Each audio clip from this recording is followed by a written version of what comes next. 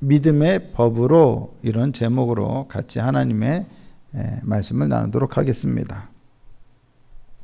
다른 사람에게 없는 것을 내가 가지고 있다면 어떤 마음이 듭니까? 자랑을 하고 싶어집니다. 이렇게 자랑을 하고 싶어지는 것은 모든 사람들의 본능적인 심리인 것 같습니다. 살면서 누군가에게 자랑 한번 안 해본 사람은 한 사람도 없을 것입니다.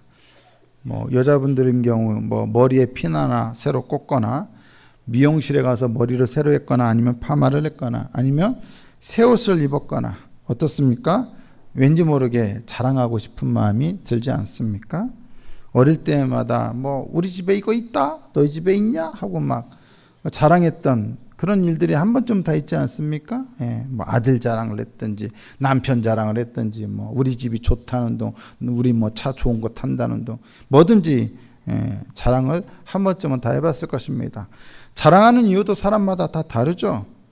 어떤 사람은 이게 얼마나 비싼 건 줄 알아? 하고 이게 비싸다라고 자랑하는 사람이 있는가 하면 거꾸로 어떤 사람은 내가 이거 얼마나 싸게 샀는 줄 알아? 하고 싸게 샀다는 걸 또 자랑하는 사람도 있어요. 자랑의 이유도 다 달라요.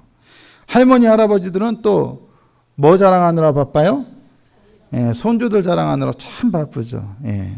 손주 자랑하면 원래 10,000원씩 내고 하는 거라고 해도 그까이 거 내가 내고 한다 하고 또 그러면서 또 자랑하지 않습니까?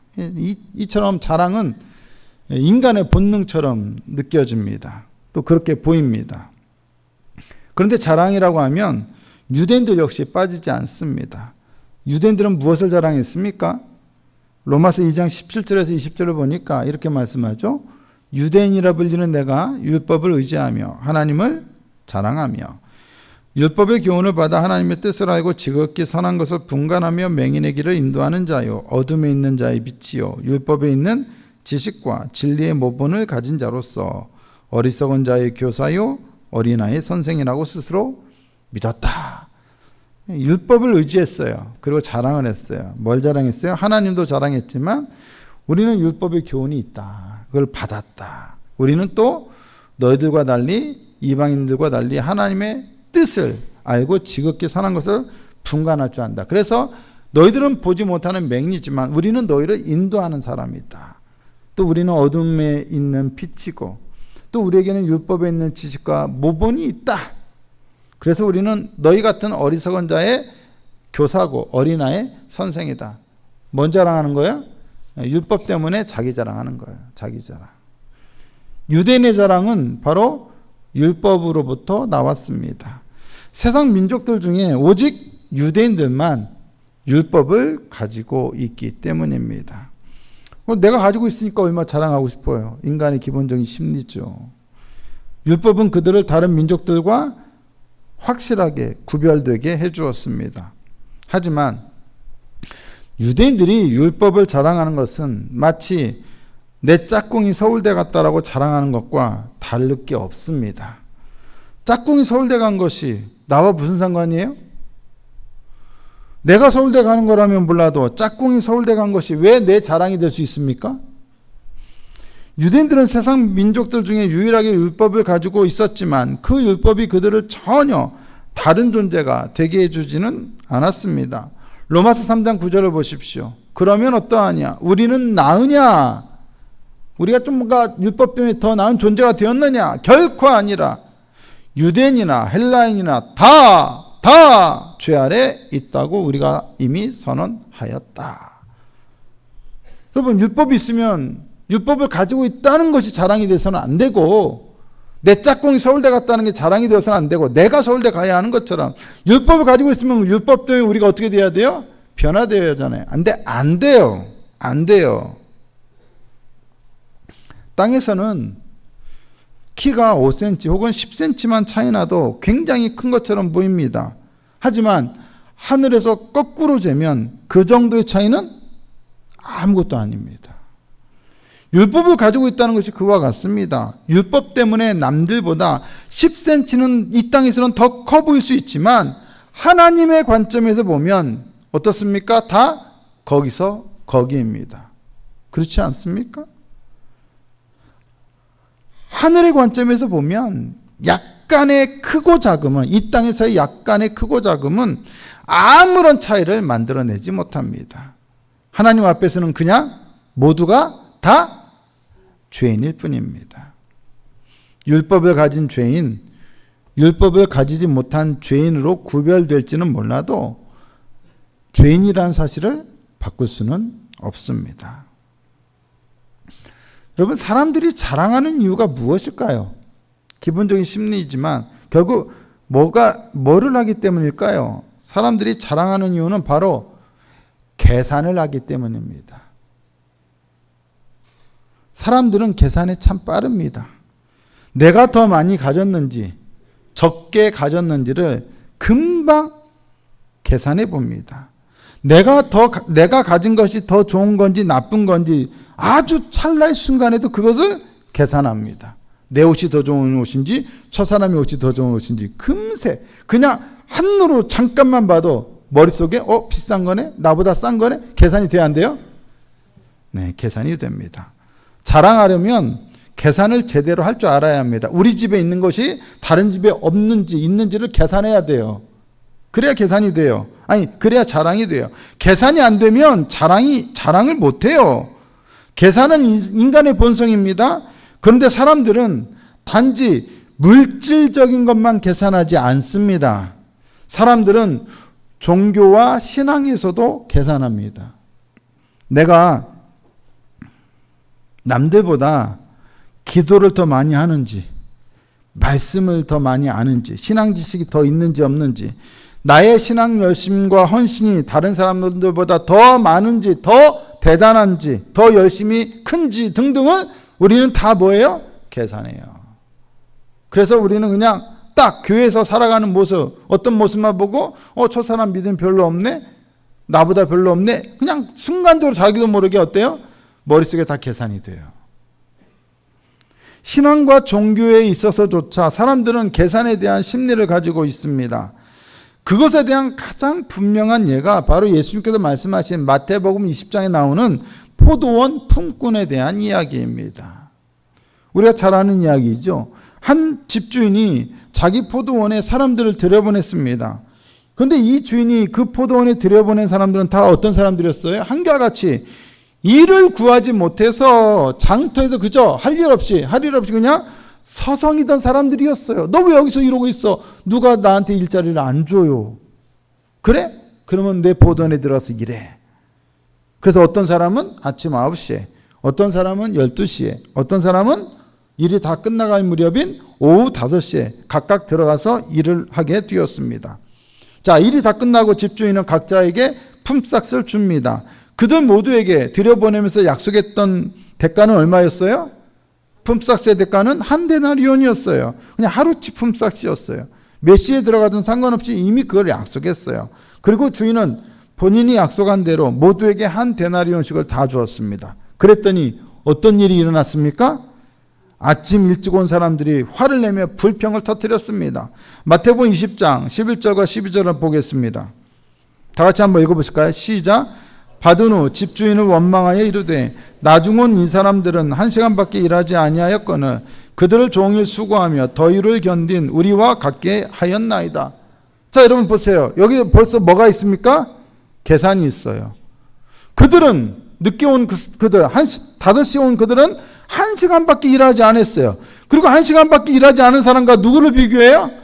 우리 하루 종일 수고하며 더위를 견딘 우리와 비교해요. 그리고 뭐예요? 계산해요. 누가 더 많이 받아야 한다는 거예요? 내가 더 받아야 한다는 거예요. 그렇다면 내가 더 받아야 하는데 나보다 훨씬 늦게 오고 1시간밖에 일하지 않은 사람을 저렇게 나와 똑같이 대우하는 것은 어떻다? 공정하지 못하다. 어떻게 아침 일찍 온 사람과 일이 거의 다 끝날 무렵에 와서 일한 사람과 나를 똑같이 대우하냐는 거예요. 그러나 여러분, 우리가 분명히 아는 것은 이 사람들은 누가 됐든지 누구나 할 것 없이 이 집주인이 아니었다면 아예 일자리를 얻을 수 없던 사람들이었다는 것입니다. 일을 못했으면 하루를 공치고 그러면 그날 온 가족이 하루를 굶어야 돼요. 하루 벌어 하루 먹고 사는 시대니까 당연히 하루를 일을 못하면 그냥 굶어야 돼요. 쫄쫄쫄 굶어야 돼요. 그들이 일자리를 얻은 것 자체가 이미 큰 은혜인데 그들은 그것은 생각하지 않고 무엇만을 생각합니까?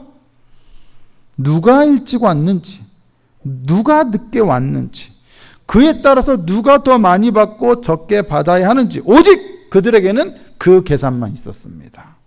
하지만 정작 가장 중요한 계산 뭐예요? 집주인이 일자리가 없던 그들에게 베푼 그 놀라운 은혜에 대한 계산은 완전히 빠뜨려 버렸습니다. 누락했습니다. 이것이 바로 사람들이 종교와 신앙에서 쉽게 행하는 잘못된 계산인 것입니다. 로마서 3장 28절을 보시면 그러므로 사람이 의롭다 하심을 얻는 것은 율법의 행위에 있지 않고 믿음으로 되는 줄 우리가 인정하노라 이렇게 말씀합니다. 여기서 인정하다라고 번역된 헬라어는 생각하다, 간주하다, 계산하다라는 뜻을 가진 말입니다. 유대인들은 의롭다 하심을 얻기 위해서 무엇을 계산했습니까? 이 말씀에 의하면 무엇을 계산해요? 바로 율법의 행위를 계산했습니다. 율법을 내가 얼마만큼 잘 지켰는지 그 행위를 계산했다는 거예요. 여기서 뭐가 중요해요? 행위라는 말이 중요해요. 왜 행위란 말이 중요하죠? 행위야말로 계산할 수 있는 근거가 되기 때문이에요. 하루 들어가서 일했으면 그 일한 행위가 계산이 들어가요. 근데 일을 안 했으면 계산이 안 돼요. 카운트가 안 돼요. 돈을 못 받아요. 내가 무언가를 했을 때 그 행위를 집어넣을 수 있기 때문에 계산에 집어넣을 수 있기 때문에 바로 행위가 중요하다는 것입니다. 유대인들은 지금 율법을 통해서 무슨 놀이를 하고 있는 겁니까? 바로 계산 놀이를 하고 있었던 것입니다. 누가 무슨 행위를 했고 누구는 안 했고 이런 식으로 율법의 행위들을 통해서 무엇을 해요? 계산을 했고 그 계산 결과에 따라서 누구는 의롭다 혹은 누구는 의롭지 않다라고 판단을 했던 겁니다. 그러니까 이러한 계산을 위해서는 무엇보다 뭐가 중요한 거예요? 행위가 중요했던 것입니다. 율법의 행위라는 말은 바로 이러한 의미를 갖습니다. 포도원 품꾼들의 비유에서 나오는 품꾼들의 계산 역시 무엇에 근거했습니까? 바로 그들이 포도원에서 한 일에 근거했습니다. 그것도 누가 먼저 나와서 일을 했느냐에 그 계산을 한 거예요. 그런데 그것이 바로 바울이 여기서 말하고 있는 로마서에서 말하고 있는 율법의 행위와 같다라는 거예요. 유대인들은 집주인이신 하나님께서 들여보내준 율법이라는 포도원에 들어가서 열심히 일을 했습니다. 하지만 그들은 자신들의 행위, 즉 율법의 행위는 계산했지만 어떤 행위를 계산하지 않았습니까? 바로 포도원 주인의 놀랍고 위대한 은혜의 행위는 계산하지 않았습니다. 아무리 자기들이 포도원에 들어가서 열심히 일했다 하더라도 애시당초 주인이 그 포도원에 들어가서 일하게 해주지 않았다면 그들은 일할 수도 없었을 것이고 한 데나리온, 즉 그들의 노동 행위에 대한 대가도 받을 수 없었을 것입니다. 그들의 행위, 즉 노동 행위, 율법으로 하자면 율법의 행위가 가능했던 것은 애시당초 하나님의 놀라운 은혜가 있었기 때문입니다. 만약 계산을 해야 한다면 무엇부터 계산해야 합니까? 내가 얼마나 먼저 일찍 와서 일했느냐부터 계산해야 합니까? 아니죠. 당연히 주인의 놀랍고 은혜로운 자비로운 행위부터 계산해야 합니다. 그런데 그 계산은 쏙 빼버리고 자기들의 행위만 계산했습니다. 주인의 그 놀라운 행위를 정당하게 계산했다면 집주인은 사실 불공평한 게 아니라 지극히 은혜로우신 분이라는 결론을 내리지 않을 수 없었을 것입니다. 그렇다면 우리가 자랑을 해야 한다면 무엇을 자랑해야 합니까? 내가 가지고 있는 것입니까? 아니면 내가 한 어떤 행위입니까? 그것이 나의 자랑이 될 수 있겠습니까? 바울은 결코 그럴 수 없다라고 선언합니다. 로마서 3장 27절을 볼까요? 같이 한번 읽어봅니다. 시작. 그런즉 자랑할 때가 어디냐? 있을 수가 없느니라. 있을 수가 없다는 말은 제거하다라는 의미입니다. 있을 수가 없다는 것은 그런 가능성은, 자랑할 수 있는 가능성은 완전히 제거되어야 한다는 것을 의미합니다. 어떤 학자는 이 말을 그래서 잘려나가 버렸다 이렇게 의역도 합니다. 그런 자랑의 가능성은 애시당초 포도원 주인이 일자리가 없던 사람들을 포도원에 들여보냈을 때에 잘려나가 버린 것입니다.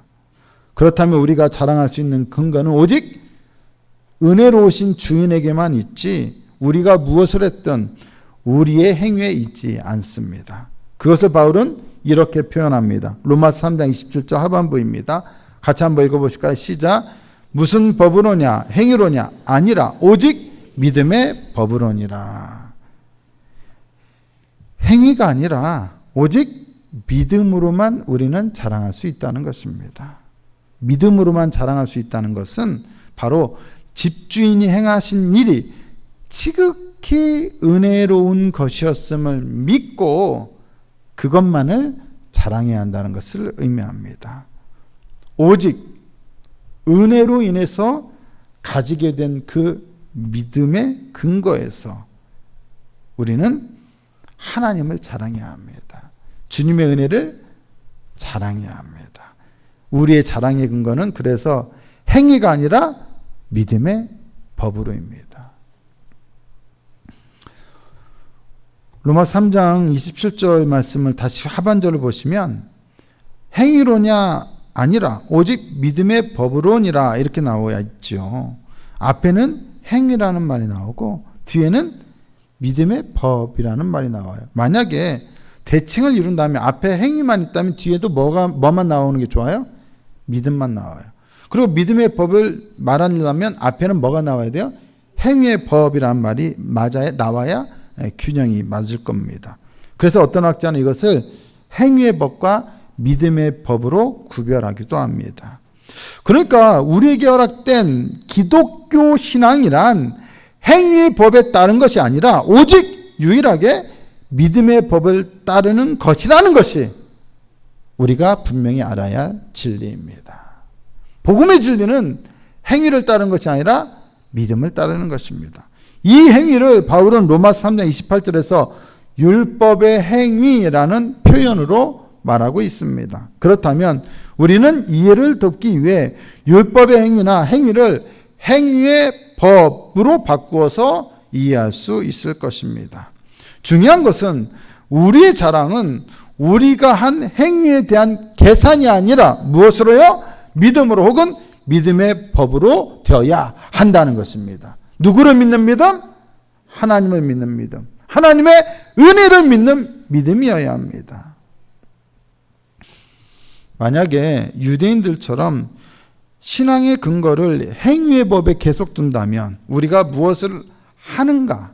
우리의 행위에 계속 우리의 신앙의 근거를 둔다면 어떤 일들이 그치지 않을까요? 자랑하는 일들이 그치지 않을 겁니다. 나 이거 많이 했어. 나 이거 했어. 너 했어? 안식일 지켰어? 할례는 받았어? 너 정결법은 지켰어? 너 제사는 잘 드렸어? 누구한테 하겠어요? 유대인들이? 이방인들에게. 그걸 할 리가 없는, 율법 자체가 없는데 할 리가 없죠. 그들에게 늘 뭐예요? 자랑하겠죠.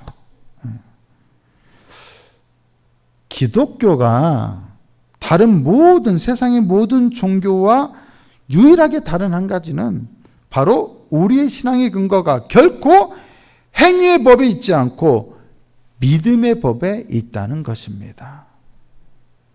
세상의 모든 종교들은 어떻게든 자기의 힘으로, 자기의 노력으로 포도원에 들어가서 일을 하려고 합니다.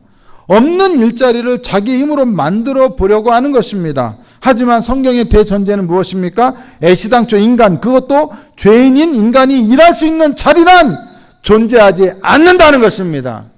하나님께서 열어서 그곳에 우리를 들여보내주지 않는 한 우리는 일할 자리가 없다라는 것입니다. 모든 죄인들에게는 일할 자리가 없다는 것입니다. 무슨 일이든 나는 할 준비가 되어 있어요 라고 말할지 몰라도 주인의 은혜가 아니면 어디에서도 일할 수 있는 곳은 어디에도 없습니다. 그렇다면 중요한 것은 우리의 행위가 아니라 주인의 은혜이며 그것을 믿는 우리의 믿음인 것입니다. 이런 의미에서 기독교는 행위 종교가 아니라 은혜 종교이며 행위의 종교가 아니라 믿음의 종교입니다. 그리고 무엇을 하라고 말하지 않고 이것을 믿으라고 말합니다. 예수님께서 당신을 위하여 당신의 죄를 속하기 위하여 십자가에 달려 돌아가셨으니 이것을 믿으라고 말하지 당신이 당신의 죄를 속하기 위하여 당신이 십자가에 올라가 못에 박히라고 말하지 않는다는 것입니다. 우리 보고 하라고 말하지 않고 믿으라고 말합니다. 이미 하나님께서 우리를 위하여 이루시고 행하시고 성취한 것을 믿으라고 말하는 것입니다. 때문에 이제 인간의 자랑은 중단되어야 합니다. 자랑할 데가 어디냐? 없다라는 거예요.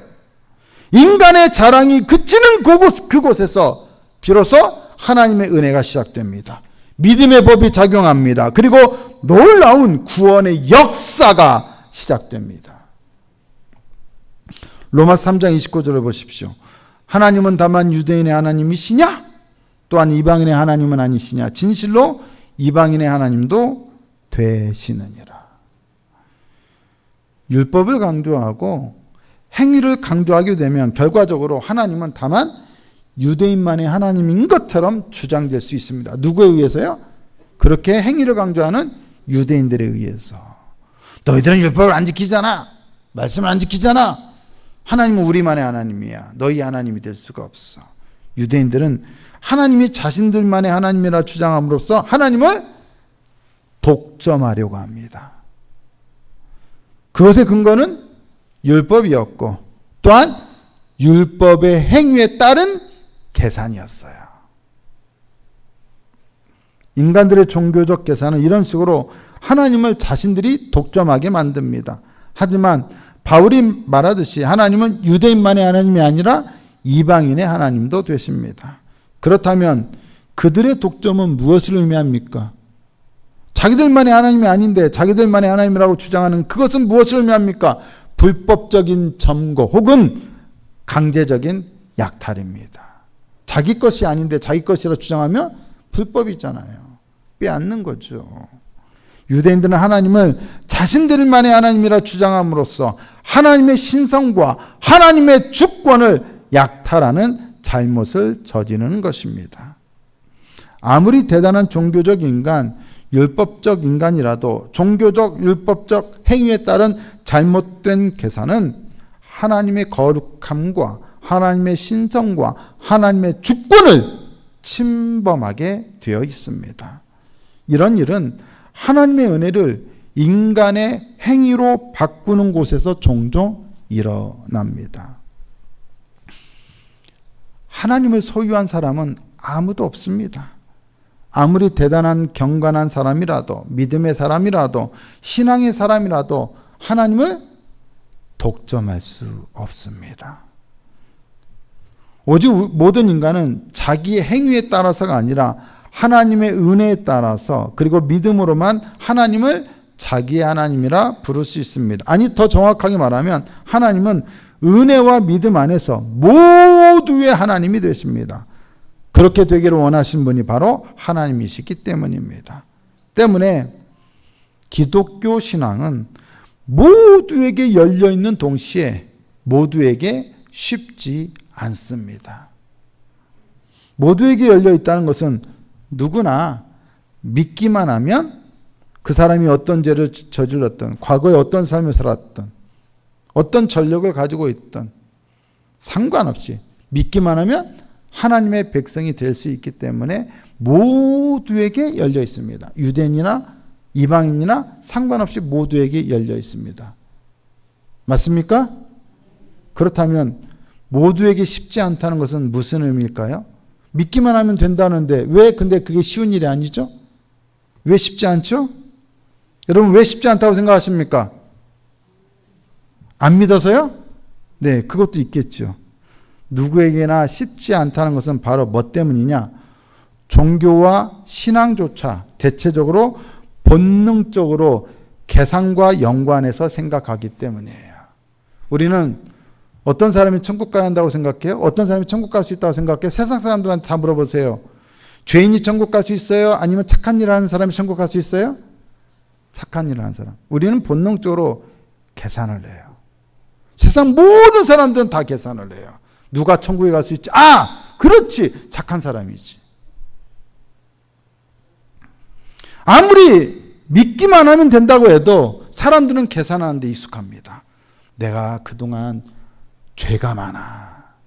아유, 나는 술도 하고 담배도 해. 아유, 교회는 못 가. 나 술 끊고 담배 끊고 갈 거야. 이런 사람이 있어요, 없어요? 실제로 있어요. 뭐부터 하는 거예요? 계산하는 거예요. 자기가 봐도 자기가 구원이랑은 거리가 멀고 자기가 생각해도 자기가 천국이랑은 거리가 멀 거라고 계산이 되는 거예요. 먼저 계산부터 해요. 믿는 게 아니라 계산부터 하는 거예요. 그래서 교회는 나중에 상황 되면 가겠다는 거예요. 많은 사람들이 은혜를 먼저 생각하는 것이 아니라 교회에서도 먼저 뭐부터 해요? 계산부터 해요. 사람과 다른 사람과 나를 구별해요. 계산해서. 믿음이 없어. 왜 열심히 없어? 계산부터 해요. 우리는 본능적으로 믿기보다 먼저 계산하는 데 익숙하기 때문에 이래서 기독교 신앙이 모두에게 열려있지만 동시에 모두에게 쉽지 않다는 거예요. 유대인들이 신앙을 계산과 연관시킨 것은 그것이 유대인들만의 독특한 특징이라서가 아니라 사실은 모든 인간의 본능이 그렇기 때문입니다. 인간들은 포도원의 이 주인의 은혜에 의해서 포도원에 들어가 일을 했으면서도 그 은혜는 믿고 뭐만 생각해요? 자기가 일한 것만 생각해요. 어떤 사람은 자기가 일한 것만 생각해서 지나치게 교만한 사람이 있고 반대로 누구는 자기가 일한 것만 생각해서 지나치게 믿지를 못해요. 그래서 사람들은 기도하면서도 하나님은 있고 자기가 몇 시간 기도했는지를 계산하고 말씀을 읽으면서도 말씀 속에서 말씀하시고 역사하시는 하나님은 제대로 보지 못하고 자기가 성경을 얼마나 많이 읽었는지만을 계산하고 교회에 와서 충성하고 봉사하면서도 나를 부르셔서 일꾼 삼아주신 하나님의 은혜는 생각지 못하고 내가 남들보다 얼마나 많이 충성했는지를 계산하느라 바쁩니다. 지금 우리 머릿속에 다 그런 계산이 있다는 거예요.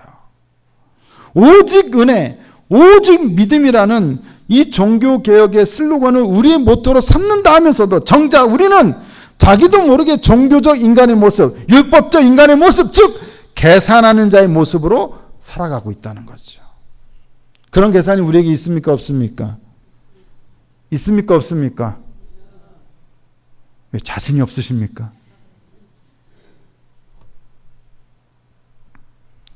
계산이 있지요. 다 있지요. 나는 이만큼 했는데, 나는 이 정도 했는데. 그 계산 머릿속에 마음속에 있어요, 없어요? 있지요. 계산을 통해서 유대인들처럼 많은 신앙인들이 마치 하나님이 자기만의 하나님인 것처럼 여기거나 자랑하는 그런 어리석은 짓을 행할 때가 있습니다.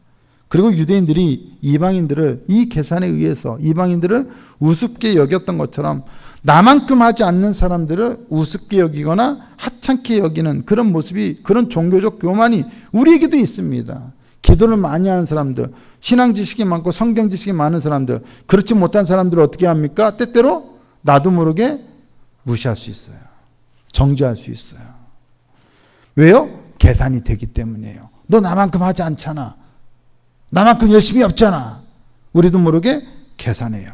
그 계산 때문에 결국 뭐예요? 내가 하나님의 자리에 서버리는 거예요. 내가 판단하고 정죄해버리는 거예요. 그래서 종교적 인간은, 계산하는 인간은, 종교적으로 계산하는 인간은 종교적으로 바벨탑을 쌓는 자들입니다. 하나님의 자리에까지 자기 혼자 자기의 힘으로 올라가고자 하는 것입니다. 종교적 인간은 두 가지의 큰 혼돈을 일으킵니다. 한 가지는 하나님을 인간과 결합하는 것이고, 다른 한 가지는 인간을 인간과 분리시키는 겁니다. 원래 하나님과 인간은 하나입니까? 아니면 분리되어 있습니까? 분리되어 있죠. 인간이 하나님일 수 없고 하나님이 인간일 수 없죠. 하나님은 하늘에 계시고 너는 땅에 있습니다. 어디에 있어요? 전도서 말씀에 있어요. 인간과 하나님의 질적 차이, 절대적인 차이, 구분을 얘기해 줍니다. 그래서 우리 인간이 할 수 있는 일은 하나님을 경외하는 것밖에 없어요. 우리가 해야 할 일은 그게 전부예요. 근데 탁월한 종교적 행위, 율법적 행위 혹은 경건의 행위를 통해 마치 자기가 하나님과 하나 된 것처럼 착각하거나 다른 사람들로 하여금 그렇게 믿게 만드는 사람들이 있어요. 극단적인 종교인들이나 이단 교주들에게서 흔히 볼 수 있는 모습입니다. 자기가 다 아는 것처럼, 자기가 모든 진리를 다 꿰뚫고 있는 것처럼 그렇게 극단적으로 주장한 사람들이 바로 종교적인 바벨탑을 쌓는 사람들입니다. 계산하는 거예요. 계산. 남들에게 없는 걸 가지고 계산해서 나를 돋보이게 하고 마치 자기를 하나님의 자리에 앉히려는 자들입니다. 동시에 유대인들이 율법을 가지고 유대인과 이방인을 어떻게 했어요? 분리시켰잖아요. 그래서 그것처럼 많은 사람들은 종교적 행위를 통해서 사랑과 사이를 가르거나 분리시킵니다.